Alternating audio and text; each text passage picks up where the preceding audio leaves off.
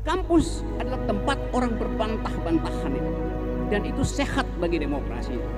Kejujuran mengevaluasi hanya ada pada kampus. Kalau kampus setuju dengan pikirannya dikasih tepuk tangan, kalau nggak setuju dicaci maki. Ini terbalik-balik. Pikiran yang keliru, penuh kebohongan ditepuk tangan karena nggak pernah diuji, tidak pernah diskusi.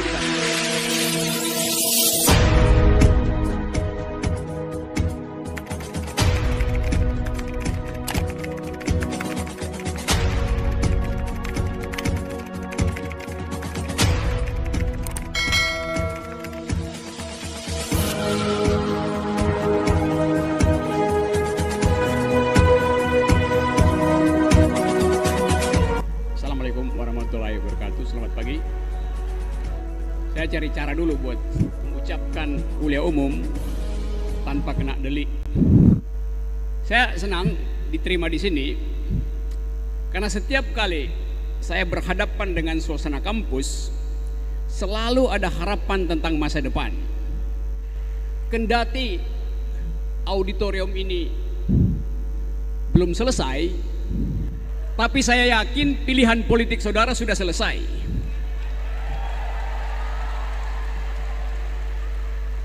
Kalau belum selesai pilihan politik pasti saya nggak diundang di sini.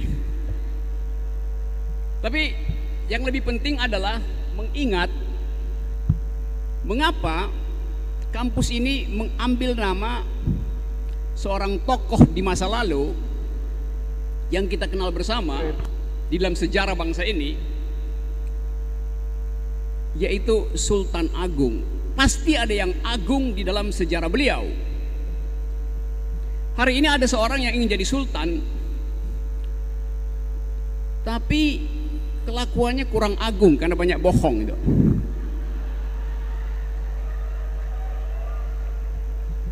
Saya mau pakai mimbar ini sebagai mimbar akademis di mana yang dipertanggungjawabkan adalah dalil, bukan elektabilitas. Nah, kita ingin agar supaya tradisi politik kita mengikuti tradisi awal demokrasi, yaitu bertengkar di tingkat dalil. Karena politik dasarnya adalah uraian pikiran. Berpolitik artinya mengucapkan pikiran tentang keadilan. Itu soal penting bagi kita hari-hari ini. Nah, saya kagum tadi bahwa universitas ini tadinya universitas kecil, tidak dikenal. Tetapi kemudian diberi landasan infrastruktur ide oleh Pak Laude sebagai rektor awal, sehingga ada legasi hari ini, yaitu kita diberi metodologi. Kampus hanya tumbuh bila ada metodologi. Dan saya kagum bahwa ternyata kampus ini mendahului kurikulum nasional, mampu mendigitalisasi seluruh fasilitasnya tuh. Jadi ini kampus milenial dari 1 dekade yang lalu. Pemerintah baru mulai bicara tentang industri 4.0. Kampus ini telah mulai. 4-nya udah dimulai oleh kampus ini, 0-nya ada pada pemerintah saat ini. Karena di dalam era hari ini kita hanya bertempur dengan kekuatan ide, dengan kekuatan pikiran. Jadi kalau kampus dihalangi untuk mengolah pikiran, itu artinya pemerintah tidak percaya pada akal sehat. Padahal fungsi kampus adalah menggembirakan masyarakat melalui akal sehat. Saya selalu senang berhadapan dengan suasana kampus karena ada kegembiraan di ruangan ini. Ada suasana gembira dibandingkan dengan suasana di luar sana yang penuh kemarahan. Orang marah biasanya karena dungu. Jadi tidak mungkin ada kegembiraan di sini bila tidak ada akal sehat dialirkan. Dan kita ingin agar supaya hari-hari ke depan kita hanya bertarung di dalam fasilitas akal sehat. Karena hanya akal sehat yang tidak mungkin dimata-matai oleh kekuasaan. Akal sehat tidak mungkin dihalang-halangi oleh kekuasaan. Jadi kalau teman-teman Bawaslu di sini, saya kira benar Bawaslu itu tugasnya adalah memperhatikan siapa berakal sehat, siapa berakal bulus. Itu sebetulnya tugas Bawaslu itu. Bukan mengawasi jari. Saya ingin uraikan ini lebih dahulu karena ini kebetulan forum akademis tentang fungsi dari Bawaslu secara akademis. Bukan mengajari, tetapi apa tugas etis dari Bawaslu. Saya menyebutnya tugas etis sebab saya terlibat di dalam diskusi awal ketika KPU dirancang di awal reformasi. Ketika Bawaslu didirikan, ketika seluruh perlengkapan teknis pemilu dibicarakan. Kami dari kampus pada waktu itu bersama civil society, Pak Laude termasuk di situ, berupaya untuk menghasilkan pemilu yang argumentatif, berupaya menghasilkan sistem pemilihan presiden yang fungsi etisnya melampaui fungsi teknisnya. Karena itu kalau kita baca perdebatan di awal reformasi tentang lembaga-lembaga pemilu, yang menonjol di sana adalah keinginan untuk menjadikan KPU, Yunto Bawaslu sebagai tempat pendidikan politik. Jadi sifat etika politik mendahului sifat teknika politik. Artinya kesibukan KPU seharusnya ada pada dimensi etis mendahului dimensi teknis. Itu mengajarkan pendidikan politik. Kemana? Ke semua institusi, supaya kita masuk di dalam kompetisi politik yang benar-benar bermutu, di mana kita hanya bertanding dengan argumen, bukan dengan sentimen. Jadi itu tugas awal dari upaya kita untuk mereformasi sistem pemilu kita di awal. Nah, saya menerangkan ini kemana-mana. Saya udah mengajar di semua tempat, di banyak universitas. Ada teman-teman polisi, saya mengajar juga di Sespimti Polri. Kalau Anda mau jadi perwira, pasti ikut kelas saya dulu di Lembang tuh. Saya mengajar di Sesko TNI Angkatan Darat di Bandung. Jadi saya mengenal suasana kampus, entah itu kampus Polri, kampus TNI, kampus Sultan Agung, semuanya hanya diikat oleh argumentasi, kebiasaan berargumen itu. Nah, politik dasarnya adalah transaksi argumen. Jadi mereka yang gugup dengan argumen tidak punya hak untuk berpolitik sebetulnya tuh. Itu dasar pikirannya tuh. Nah, kampus adalah jembatan untuk menghubungkan antara sejarah satu bangsa di belakang dan masa depannya. Kampus adalah fasilitas untuk menghadirkan harapan dengan menghitung kenangan di belakang. Jadi kampus tempat kita mengolah visi karena kita punya memori dan punya hope. Jadi saudara-saudara, staf akademika di sini, kaum milenials, para mahasiswa, saudara-saudara adalah dapur untuk mengolah harapan politik bangsa itu. Karena itu saya selalu dorong agar supaya politik dibicarakan di kampus. Bukan dalam bentuk kampanye, tapi dalam bentuk argumentasi. Karena proposal politik seorang caleg, entah calon gubernur, calon kepala daerah, apalagi calon presiden, proposalnya harus diuji di tempat di mana tersedia pikiran kritis, yaitu kampus.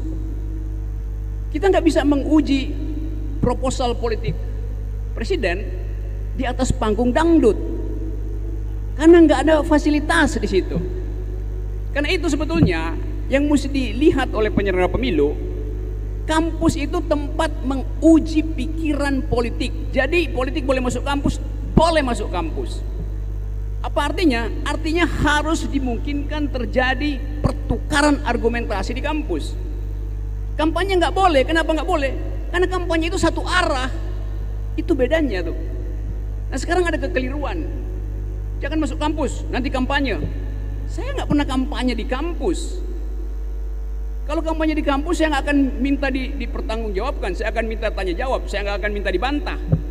Karena kampanye artinya tidak membantah. Kampus adalah tempat orang berbantah-bantahan itu. Dan itu sehat bagi demokrasi itu. Jadi mengapa menghalangi pikiran masuk kampus? Semua presiden Amerika di abad pertama deklarasi pertama datang ke kampus.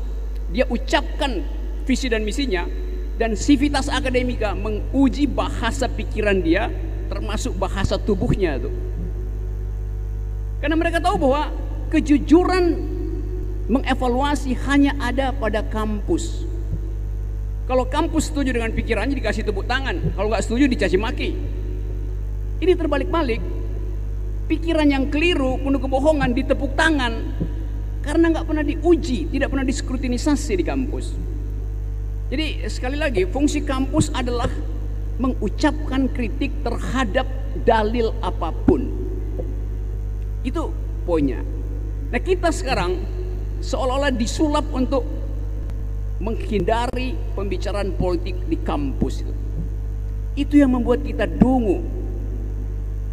Karena kita hidup dengan petunjuk satu arah. Saya lihat baliho di mana-mana di seluruh Indonesia. Balihonya tinggi-tinggi, besar-besar. Tapi kita nggak mungkin bercakap-cakap dengan baliho. Kita ingin bercakap-cakap dengan caleg, calon presiden di tempat ini, calon legislatif di tempat ini. Karena di situ ujian utamanya.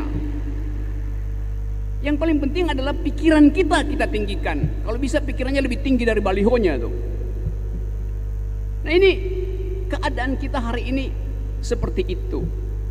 Akibatnya kita saling intip-mengintip, mencari kesalahan karena takut untuk menjadi diri sendiri. Orang yang takut menjadi diri sendiri akan berupaya untuk mencitrakan dirinya setiap hari. Dan Anda tahu apa artinya pencitraan? Pencitraan artinya mengemas seseorang melampaui standarnya. Artinya dia mesti ada standar dulu. Kalau nggak ada standar, dikemas dengan cara apapun, ya tetap di bawah standar. Nggak ngangkat, kata milenial tuh. Nah, kita sekarang ada di situ, dalam keadaan menceritakan seseorang terus-menerus, tapi sebetulnya standarnya nggak ada, karena itu pencitraannya dibikin berulang-ulang dan dengan kemasan yang berbeda-beda. Itu keajaiban politik Indonesia. Nah, kita hendak menghentikan cara semacam itu supaya kita bisa pergi pada harapan milenial. Coba kita lihat sekarang apa yang terjadi di kampus-kampus dunia. Kalau Anda ada di Amerika, di beberapa kampus di Amerika,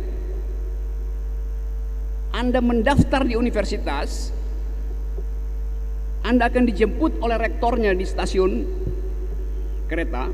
Terus si rektor akan bawa Anda ke asrama, kamar Anda sendiri.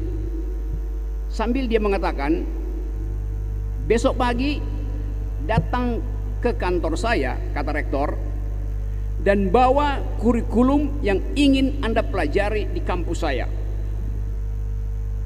Mahasiswa disuruh tulis kurikulumnya sendiri. Ada mahasiswa yang hanya ingin belajar 4 tahun, 8 semester, dan hanya ingin belajar 3 mata kuliah. Silahkan. Mungkin dia cuma ingin belajar tentang lingkungan hidup, teori mutakhir ilmu hukum, statistik dasar. Jadi dia dibebaskan untuk menulis sendiri kurikulumnya.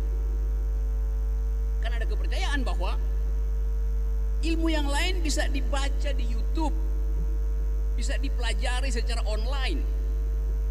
Karena itu ada proyeksi bahwa Ivy League University di Amerika, sekolah-sekolah bergengsi di Amerika, dalam 15 tahun ke depan separuh akan tutup karena tidak efisien, mahal, orang bisa belajar sendiri itu. Itu mengajarkan kemandirian bagi kita, bagi generasi baru. Orang nggak bicara lagi, do you speak English, do you speak French.